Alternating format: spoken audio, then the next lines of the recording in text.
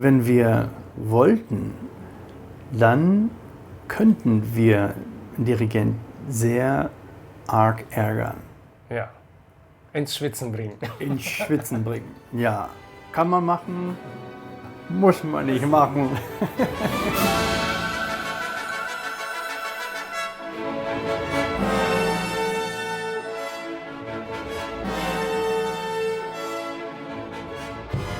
Man hat natürlich einen anderen Puls, man hat einen anderen Herzschlag, man hat einen anderen Zustand, wenn man auf der Bühne steht. Und wenn da jemand ein bisschen so überhitzt ist und dann verliert er quasi Realität oder also den Timing. Und wenn du merkst, dass er gerade jetzt irgendwie so einen kleinen Blackout hat, dann weißt du, okay, jetzt braucht man einfach so einen kleinen Impuls, dass man so ein bisschen kleinen Stoß gibt und dann, ja, also diese Arrhythmie verschwindet dann wieder.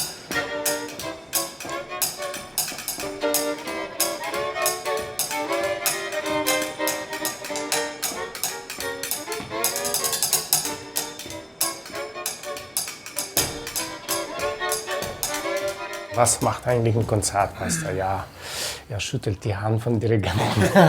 Aber nichtsdestotrotz ist meine Aufgabe, sagen wir, im Notfall, falls irgendwie was nicht so ganz genau zu verstehen gegeben wird von einem Dirigenten, so quasi die ganze Gruppe zusammenzuhalten. Gott sei Dank gibt es das sehr, sehr, sehr selten, in diesem Orchester fast nie. Aber wenn es dazu kommt, dann bin ich auch verpflichtet, quasi irgendwie mit meiner Handbewegung, also mit der Geigebewegung, einmal zu zeigen, dass wir jetzt ab diesem Zeitpunkt wieder in Tempo sind. Ohne einen hochklassigen Musiker an der Pauke geht gar nichts. Dieses Instrument, wenn es absolut in Timing spielt, du nimmst einfach als eine zusätzliche, unglaubliche Farbe.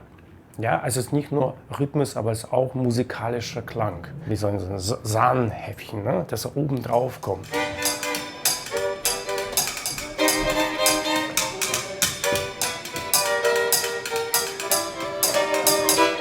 Ja, ich denke, aber das wirst du wahrscheinlich nicht sagen. Ich habe den schönsten Platz im Orchester, weil ich kann ja alles überschauen. Du siehst Bewegungen, du siehst Stimmungen, die wachsen, die spürst du auch, aber man sieht auch eine Intensität von der Art zu spielen, ob was entsteht in so einem Moment und darauf kannst du dann reagieren. Und natürlich gibt es dann auch Momente, wo man das Heft in die Hand nehmen muss, wo manchmal der Zugorchester droht zu entgleisen und dann gibt es so Momente, wo man dann eben präsent sein muss. Entscheidung treffen muss, ne? Ja, oder so kann man es auch nennen, wo man merkt, das wird sehr heikel, mache ich jetzt was oder nicht, oder dann gibt es einen kurzen Blick und das war neulich auch, hatten wir so eine Situation. Ja.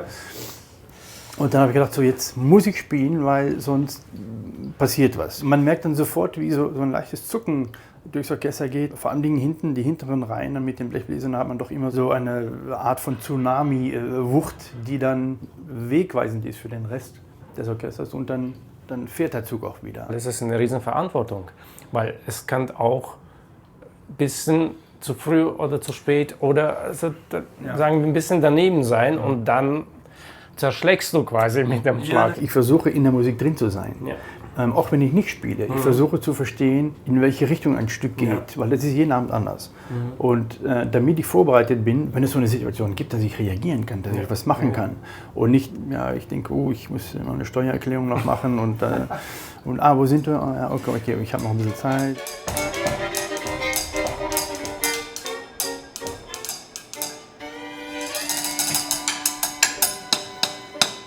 Also berühmte Schulen, Konzertmeisterschulen wie Geigenschulen gibt es natürlich nicht oder leider nicht.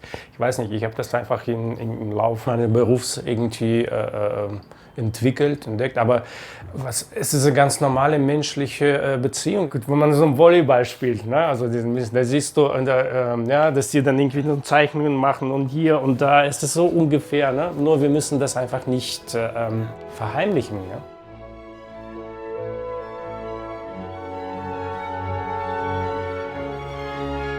Zum Beispiel die Schlussakkorde in den Bruckner Symphonien. Wenn du keinen Kontakt zur Pauke hast, es wird nie zusammen.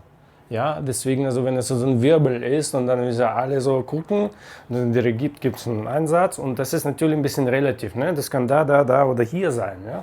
Und deswegen in einem kurzen Moment gucke ich da und wenn ich sehe, dass da jetzt ein Schlag kommt, gebe ich auch ein Zeichen.